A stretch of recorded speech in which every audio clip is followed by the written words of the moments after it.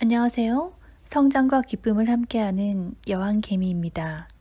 오늘은 아비투스라는 책을 소개하려고 합니다. 아비투스는 의사소통과 같다. 아비투스가 없는 사람은 없다. 아비투스는 우리의 취향, 가치관, 야망을 드러낸다. 누구와 결혼을 하고 어떻게 외모를 꾸미고 심지어 얼마나 능숙하게 국제적으로 활동하는지조차도 아비투스에 달렸다. 지금까지 그런 결정과 행동이 당신 개인의 일이라고만 생각했나? 결코 그렇지 않다. 아비투스는 은밀한 폭로자나 다름없다. 아비투스는 당신이 어떤 사람인지 다른 사람들에게 폭로한다. 아비투스가 삶, 기회, 지위를 결정한다. 아비투스는 아우라처럼 인간을 감싸고 있다. 협상할 때, 데이트할 때, 어린이집을 고를 때, 사업상 접대 자리에 나갈 때, 심지어 마트에서 장을 볼 때도 드러난다. 아비투스는 인생 설계, 명성, 사고방식 및 생활습관, 식습관, 말투, 만족감, 신뢰, 사회적 지위, 성숙한 삶을 좌우하는 결정적 구실을 한다. 아비투스란 세상을 사는 방식과 태도를 말한다. 아비투스는 누구에게나 있다. 그러나 아비투스는 일부에게만 평평한 길을 만들어주고 누군가에게는 날개가 되어주기는커녕 날아오는 것 자체를 방해한다. 하지만 이런 아비투스는 바꿀 수 있다. 어떻게? 이 책에서 그 방법을 알게 될 것이다. 어디에서 태어났냐에 따라 우리는 성공에 유리한 아비투스를 많이 혹은 적게 몸에 익힌다. 행동 방식과 생활 방식, 지위와 언어, 자원, 성공 기회, 삶에 대한 기대에서 추진력을 얻느냐, 제동이 걸리느냐는 아비투스에 달렸다. 이 책은 독일의 도리스 메르틴이라는 작가가 쓴 아비투스란 책입니다.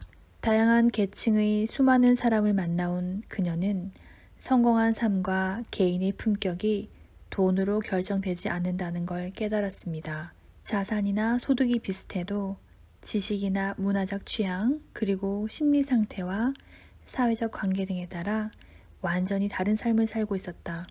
한마디로 부르디에가 말한 아비투스가 한 개인의 인생을 결정한 것이다. 아비투스란 타인과 나를 구별짓는 취향, 습관, 아우라, 사회 문화적 환경에 의해 결정되는 제2의 본성, 계층 및 사회적 지위의 결과이자 표현이라고 말할 수 있는데요. 이 책에서는 부, 성공, 품격, 사람을 얻는 엘리트의 모든 코드를 분석해 평범한 사람도 쉽게 아비투스를 바꿀 수 있는 방법과 전략을 제시합니다. 내가 고등학생 무렵 교환학생으로 프랑스에 갔을 때 처음으로 아비투스의 차이를 경험했다. 나는 서민 아파트에 사는 한 가정의 홈스테이로 배정됐다. 집의 부모는 주야간 교대 근무로 일했고 저녁 식사로 통조림 라비올리를 먹었으며 그 집의 주방에는 늘 바퀴벌레가 기어다녔다. 나는 그곳에서 이틀도 견딜 수가 없었다. 하지만 인솔교사는 나 몰라라 하는 데다 핸드폰과 메신저도 없는 시절이라 부모님께 도움을 청할 수도 없었다. 그때 한 친구가 자신이 호스트에게 나도 그 집에서 지낼 수 있게 해달라고 청했다. 동화처럼 하루아침에 나는 한 사업가의 집에서 지내게 되었다.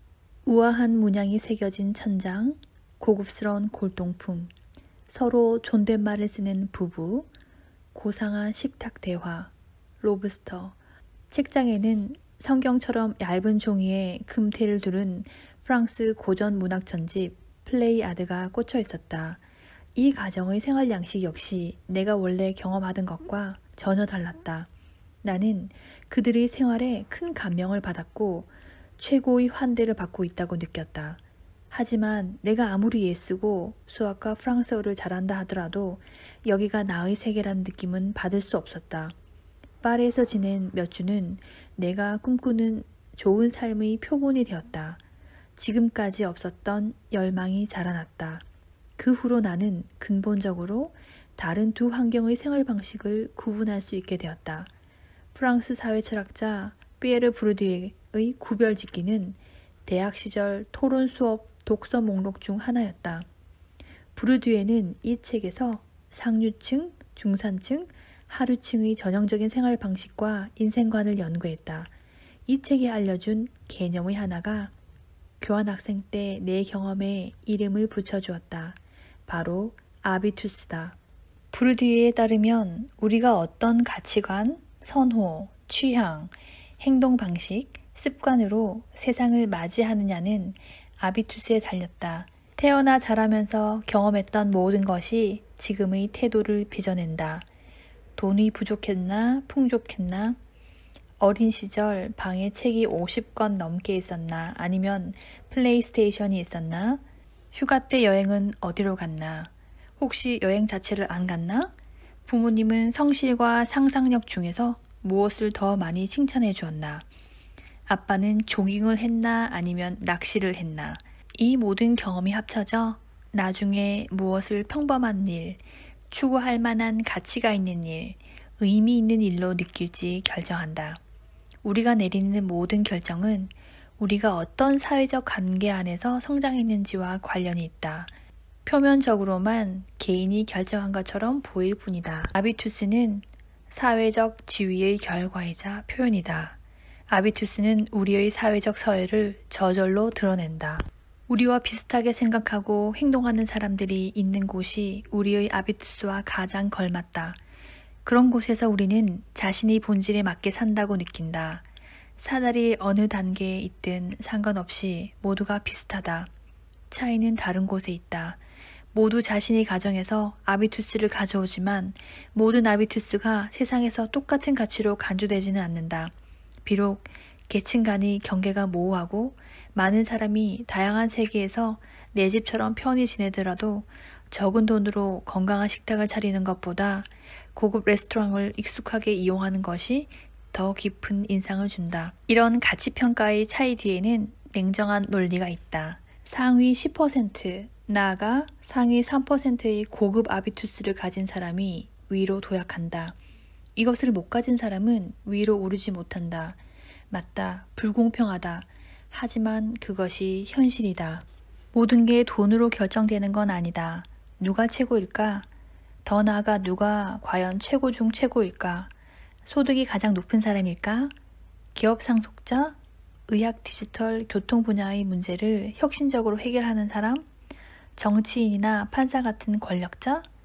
최고 요리사, 올림픽 금메달리스트, 오디션 프로그램 우승자처럼 각 분야에서 최정상에 오른 사람? 아니면 유튜브 구독자 수가 수백만에 이르는 사람? 아무튼 돈으로만 결정되지 않는다. 다른 자원들도 의미 있는 삶, 영향력, 만족감 등에 돈만큼 결정적인 역할을 한다. 부르디유는 탁월함의 전제 조건을 자본이라고 보는데 그가 말하는 자본에는 돈과 능력 외에 많은 것이 포함된다. 출신 배경과 인맥도 자본이다. 교육, 관계 맺는 방식, 미적 감각, 달변과 적합한 목소리 톤, 당당한 자세도 기본이다. 그리고 무엇보다 낙관주의와 안정적인 정신도 자본이다. 그러므로 남들과 자신을 구별짓고 돋보이게 할 수단은 아주 많다. 여러 범주의 자본이 인간의 잠재력을 마음껏 발휘하게 한다. 심리자본, 문화자본, 지식자본, 경제자본, 신체자본, 언어자본, 사회자본, 이 모든 자본이 아비투스에 영향을 미친다. 자본 유형을 다양하게 가질수록 더 높이 올라간다. 심리자본, 낙관주의, 열정, 상상력, 끈기, 잠재력을 온전히 실현하느냐 아니면 중간 수준에 머물게 하느냐는 심리적 안정감에 달려있다. 문화자본, 선망과 존중을 받는 코드와 취향, 몸에 밴 고급 문화와 탁월한 사교술이 고전적 문화자본이라면 주의 깊고 한결같은 생활 양식 혹은 용기 있는 기행과 개별성이 새로운 트렌드의 문화자본이다.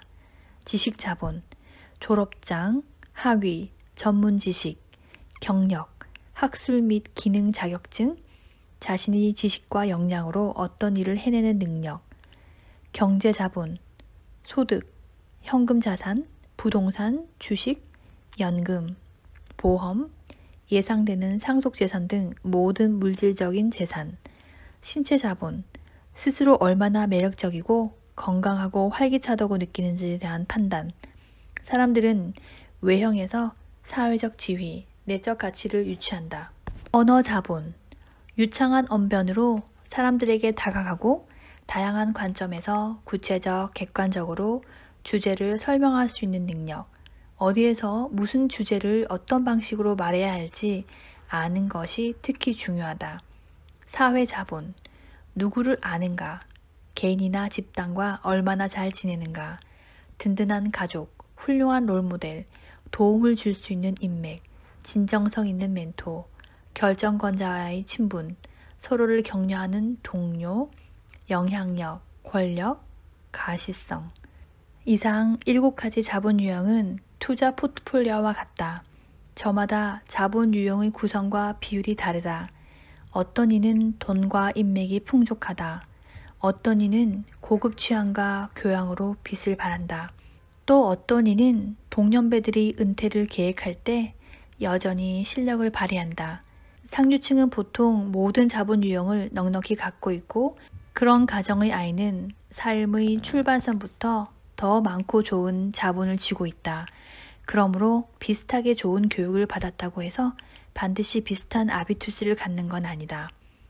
상류층 자손들은 자본 유형 대부분을 부모와 조부모에게서 물려받는다. 중산층 가정에서는 부모가 아이에게 영문법의 과거와 현재 완료 시제 차이를 열심히 설명하지만 하류층 가정에서는 아이의 영문법 공부를 도와줄 사람이 거의 없다. 거대 출판사 사장의 아들은 이미 2개국어에 능통한 채로 자란다. 필하모니 후원의 회원인 아빠 덕에 9세 아이가 리사이트를 마친 오페라 가수에게 꽃다발을 전달하는 기회를 갖는다. 처음엔 약간 쑥스러워하는 것처럼 보이지만 곧 익숙해질 것이다. 비현실적으로 보이는가? 누군가에겐 그럴지 모르지만 상류층 부모의 생각은 다르다. 상류층 자녀들은 책임감과 자신감을 동시에 훈련하고 어려서부터 구별짓기와 탁월함을 몸에 익힌다. 그러는 동안 중산층에서는 야심, 자제력, 충동 억제 같은 다른 자질이 훈련된다. 중산층 전체의 전형적인 아비투스는 성과 및 지위 추구다. 상류층과 상위 중산층 그리고 중위 중산층 사이의 경계가 유동적이긴 하지만 상류층과 중산층 자녀들 사이에는 명확한 차이가 있다. 그러나 한 가지 일치하는 건 거의 다 대학을 간다는 것이다. 반면 하류층 부모들 중에는 3분의 1만 자식을 대학에 보내고 싶어 한다. 이 같은 태도를 정의하기 위해 브르드에는 아모르 파티를 주어진 상황과 계급에 순응하는 태도, 즉 운명 순응으로 해석했다. 브르드에의 운명 순응은 자신과 같은 계급의 다른 사람이 성취하는 것을 기준으로 야망을 품는다는 뜻이다. 따라서 가난한 부모는 딸의 미래를 위해 최고 대학의 경영학 전공보다 근로자 직업 교육을 더 유심히 살펴본다. 그러면 7가지의 자본 중에서 심리 자본과 문화 자본에 대해서 좀 더 알아보겠습니다. 심리 자본, 어떻게 생각하고 어디까지 상상하는가. 누군가에 대해 그 사람은 급이 다르다라고 말할 때 돈과 외모 혹은 출신 배경을 뜻하는 경우는 극히 드물다. 보통 급이란 그 인물의 마음의 크기, 즉 그릇을 가리킨다. 급은 성격과 태도로 확인된다. 예를 들어 불치병에 걸렸음에도 타인에게 관심을 갖고 기쁘게 살아가는 뇌종양 환자, 자신이 어리석은 잘못을 인정하고 자리에서 스스로 물러나는 정치인, 다른 모든 선수가 체념했더라도 마지막까지 최선을 다해 결국 결승골을 넣는 축구 선수. 지금은 그 어느 때보다 출신의 영향을 받지 않고 급이 다른 삶을 살 수 있는 시기이다. 모두가 자신의 심리 자본을 단련하고 낙관적 사고방식을 발달시키고 자아를 통제하며 역경을 견디는 연습을 할 수 있다. 비록 일부 결정권자들은 여전히 용감한 행동의 아비투스가 상류층에서 많이 나타난다고 믿고 있다. 하지만 지금은 평범한 사람들이 추격하고 있다. 강인한 성격이 좋은 성적보다 중요하다는 사실은 최정상 리그에만 적용되는 게 아니다. 어떤 아비투스도 돌에 새겨지지 않았다. 학습한 것을 끈질기게 고집하지 않는 한, 그리고 늘 하던 대로 하는 것 말고는 아무것도 상상할 수 없는 경우가 아니라면 말이다. 미국의 심리학자 캐럴 도웩은 한계를 긋는 태도를 고정 마인드셋이라고 불렀다. 고정 마인드셋을 가진 사람은 나는 원래 수학을 못해 라고 확신하는 고집스러운 아이와 같다. 인간은 선천적으로 특정 능력을 타고나며 그 능력은 살면서 거의 변하지 않는다고 믿는다. 오늘 무엇을 하든 상관없이 내일도 오늘과 똑같은 사람으로 살 거라고 믿는 것이다. 나는 언어 재능을 타고났고 손재주가 없고 휴가지로는 코르시카 섬이 가장 아름답다고 생각한다. 이런 보수적인 태도는 모든 계급에 다 있다. 최정상 리그에서는 고정 마인드셋을 가진 사람이 환영받는다. 전통과 관습이 소유를 보존하는 안전한 길이기 때문이다. 그러나 우선 위로 올라가야 한다면 상승 기류를 형성하는 성장 마인드셋이 필요하다. 특히 젊은 세대는 학습, 자기 최적화, 한계 극복을 중시한다. 오늘 우리가 경험하고 배우고 듣고 행하는 것이 내일의 우리를 만든다. 성장 마인드셋을 가진 사람은 결단력과 열정적 노동이 성공의 바탕이라고 믿는다. 이런 정신적 자세는 성장과 발달을 가능하게 한다. 그와 달리 고정 마인드셋은 제한적이다. 우리를 옛날부터 늘 있던 곳에 붙잡아 둔다. 목표를 이미 성취했다면 그것을 유지하는 건 의미가 있다. 명성을 누리며 차근차근 느린 변화를 꾀하는 것이 편안함을 주고 늘 그렇지 않더라도 지위를 현 상태로 유지해준다. 반면 더 많이 이루고자 한다면 위로 도약하는데 가장 중요한 전제 조건은 성장 마인드셋이다. 위대한 인물들은 이미 성공의 정점에 도달했더라도 끊임없이 성장 아비투스를 관리한다. 백만장자들은 뚜렷한 우월감을 가지고 성공 확신이 아주 크다.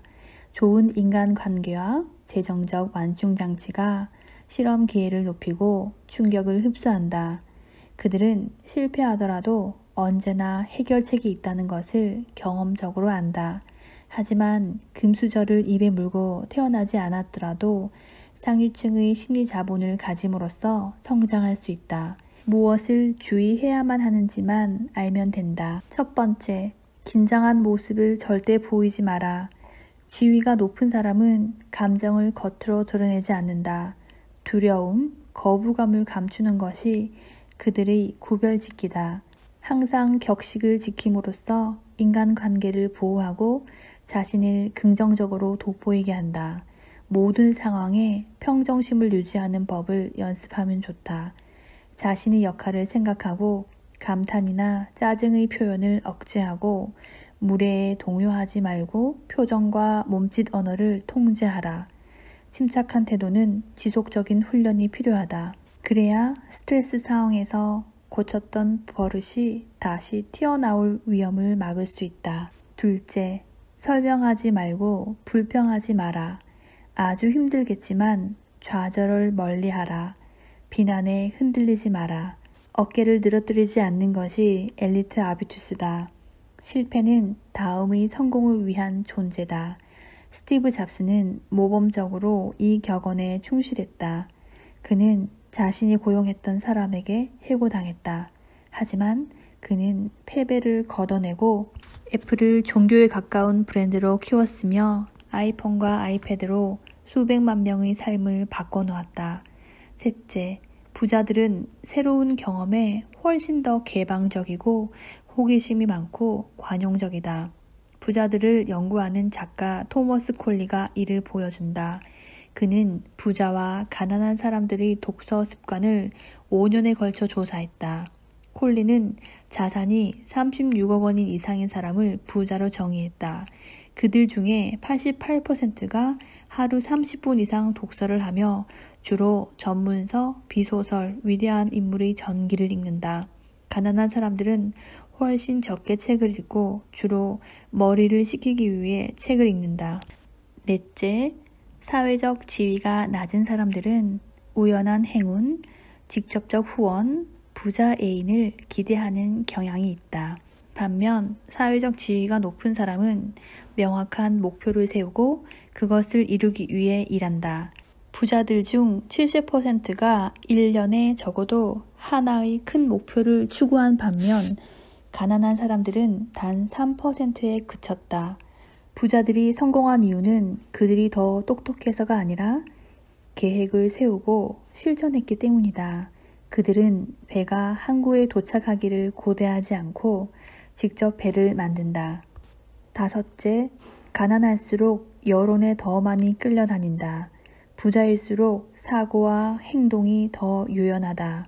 연구에 따르면 고졸자는 이웃과 같은 차를 사려고 하고 대졸자는 그렇지 않은 경향을 보인다. 이런 태도는 큰 결정에서도 이어진다. 부자들은 일부러 주류에서 물러나 있다. 그들은 트렌드를 따르지 않는다. 직접 트렌드를 만든다. 여섯째, 최고의 직업뿐 아니라 직업학교도 기업가 정신을 요구한다. 직원들도 기업가처럼 생각해야 한다. 자신의 부서를 초월해 기업 전체를 봐야 한다.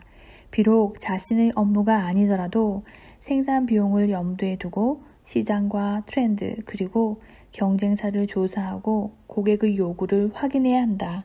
일곱 번째, 계속 자신을 개발하라.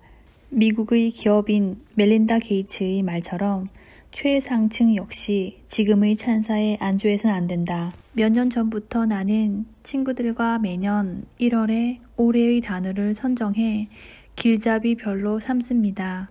일반적인 새해 결심보다 이 방법이 더 도움이 됩니다. 급진적 변화 대신 사고방식에 자연스럽게 영향을 미치기 때문이죠. 지난 1월 젠트, 다정한이란 단어를 선정해 1년 내내 이를 기억하며 살았습니다. 더 다정하게 사람들을 대하고 나 자신과도 더 다정한 관계를 맺으면서요. 작가 도리스 메리텐이 심리학자에게 물었습니다. 어떤 심리적 요소가 위로 도약하는 데 도움이 될까요? 그 답은 돈, 권력, 명예욕이 아니라 과제에 대한 순수한 열정이 1순위여야 합니다. 정말 좋아하는 일을 하는 사람이 가장 큰 성공을 거둡니다. 좋아하는 일을 하는 사람은 자신의 모든 가능성을 총동원하기 때문이죠. 그 다음 자기 분야에서 성공한 사람들의 집단에 들어가야 합니다. 성공한 사람들의 아비투스를 배우고 그들과 용감하게 관계를 맺어야 합니다. 그러나 그 집단에 소속되어 있는 것이 전부여서는 안 됩니다. 소속이 목표라면 결국 벼락부자에 불과할 테니까요. 벼락부자라는 인상을 주고 싶은 사람은 아무도 없을 거예요. 그러니 계속해서 자신이 가치관에 맞게 살고 감사하고 공감하며 모든 사람을 존중하는 것이 중요합니다. 정상에 있다는 것은 돈이나 지식 등 자신이 가진 것을 남에게 나누어 주는 것을 의무로 삼는다는 뜻이기도 합니다. 이것을 명심하는 사람이 외적으로 뿐 아니라 내적으로도 엘리트에 속합니다. 문화자본, 인생에서 무엇을 즐기는가? 부유층이 갖는 우월한 감정은 매너, 가치, 고급 문화에 대한 감각을 먹고 자란다. 유행은 변하더라도 전통과 우아함, 모임, 자선 행사는 대중 앞에서 자신을 돋보이게 하는 수단이었고 지금도 그렇다. 여기에 시대 정신의 트렌드가 새로운 휘장으로 더해진다.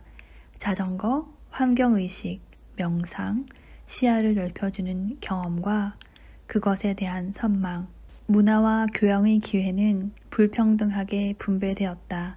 이런 불평등은 부분적으로만 돈으로 상쇄될 수 있다. 돈만 있으면 예술작품이나 호화 요트 같은 객관적 문화 자본을 가질 수 있지만 진정한 의미의 문화자본인 예술 이해 혹은 어렸을 때부터 즐긴 수상 스포츠 취미는 속성으로 따라잡을 수 없다. 그것은 몇 년에 걸친 경험을 전제로 하므로 상류층과 똑같은 취향을 갖기에는 한계가 있다. 마세라티, 롤렉스, 대저택은 좋고 아름답다.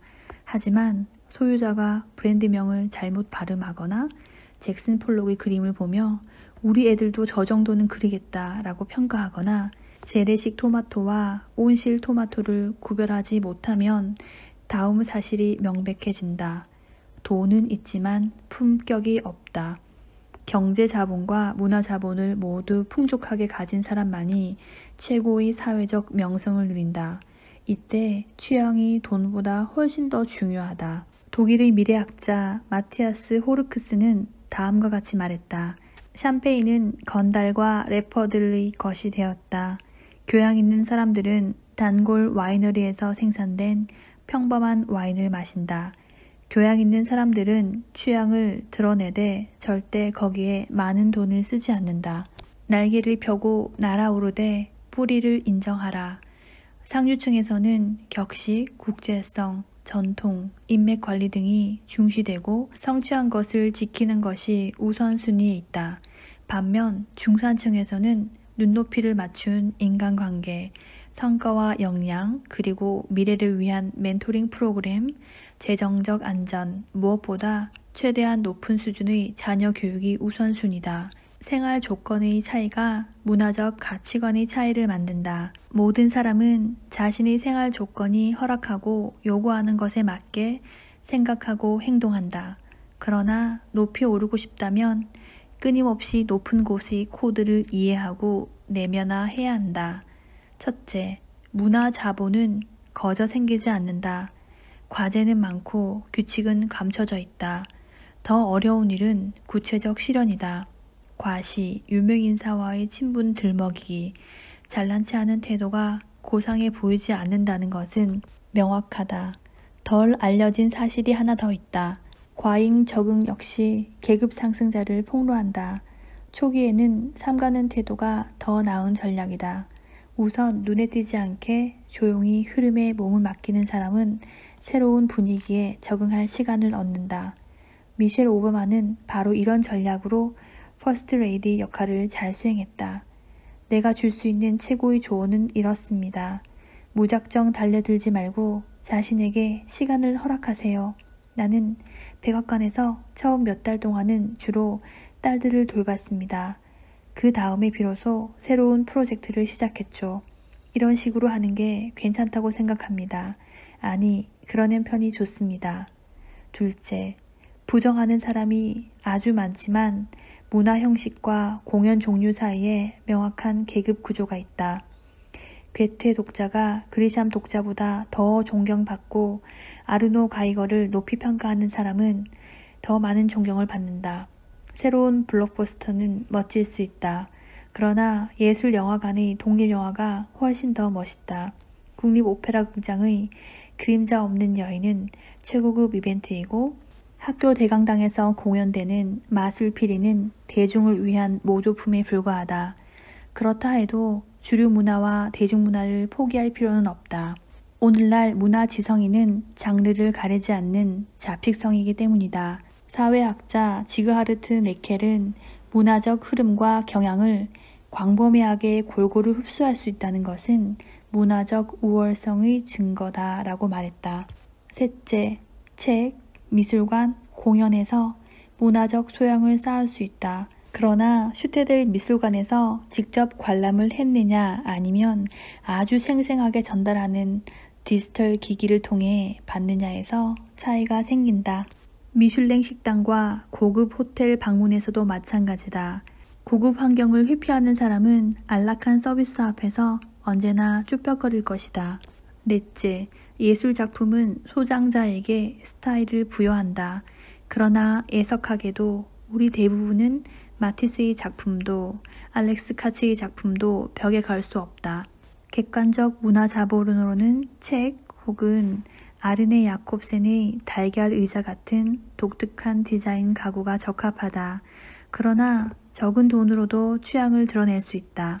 나쁜 것을 없애는 것만으로도 품위를 높일 수 있기 때문이다. 기자 막스 샤르넥이 몇 가지 사례를 모았다. 차에 내연기관이 없음, 보테가 베네타 혹은 브루넬로 쿠치넬리처럼 브랜드 로고가 없음, 휴가 때 핸드폰이 없음, 페이스북 계정이 없음, 냉장고에 가공식품이 없음. 다섯째, 당신의 문화적 뿌리를 인정하라. 당신의 출신을 장점으로 바꾸면 더욱 좋다. 처음부터 최정상 리그에 있지 않았던 사람은 적어도 2가지 이상의 환경을 잘 알고 표적 집단을 이해할 수 있으며 친근하고 현실적인 사람으로 통한다. 예를 들어 도이치방크 최고 경영자 크리스티안 제빙이 그런 사람이다. 그의 아버지는 작은 인쇄소를 운영했다. 제빙은 최고 경영자로서 임무를 모범적으로 해냈기에 더 신뢰받는다. 여섯째, 올바른 파트너 선택으로 문화 자본을 매우 효과적으로 확대할 수 있다. 첫사랑에서부터 재혼에 이르기까지 파트너가 어떤 음악을 듣는지, 어떤 스포츠를 즐기는지, 돈을 어떻게 관리하는지, 무엇을 먹는지가 당신의 아비투스에 영향을 미친다. 옛날 습관을 고집하지 않고 파트너의 고급 아비투스를 닮아간다면 당신의 품위도 높아진다. 그러나 사랑을 통해 위로 올라가는 일은 점점 드물어지고 있다. 비슷한 조건의 사람을 만나서 결혼하는 문화가 대세다. 의사는 간호사가 아니라 의사와 결혼한다. 7번째, 위로 높이 오를수록 약간의 교육 지식만으로는 부족하다. 최근에 지휘자 켄트 나가노는 한 인터뷰에서 클래식 음악이 보통 사람을 더 나은 사람으로 만드느냐는 질문에 다음과 같이 대답했다. 몇 년 전에 발견한 건데 헐리우드 영화에 나오는 악당들은 대부분 클래식 음악을 잘 모르더군요. 문화와 시대 정신을 편견 없이 따르고 자신이 관찰한 것들을 교차해서 연결할 줄 아는 사람이 이런 통찰을 할 수 있다. 반면 글로 배운 지식만 되풀이하고 상투적인 문구를 애용하는 사람은 스스로 계급 상승자임을 폭로한다. 작가 도리스 메르텐이 물었습니다. 문화 자본 부자를 선정하는 포브스 순위가 있다면 누가 상위권에 있을까요? 답변은 이러합니다.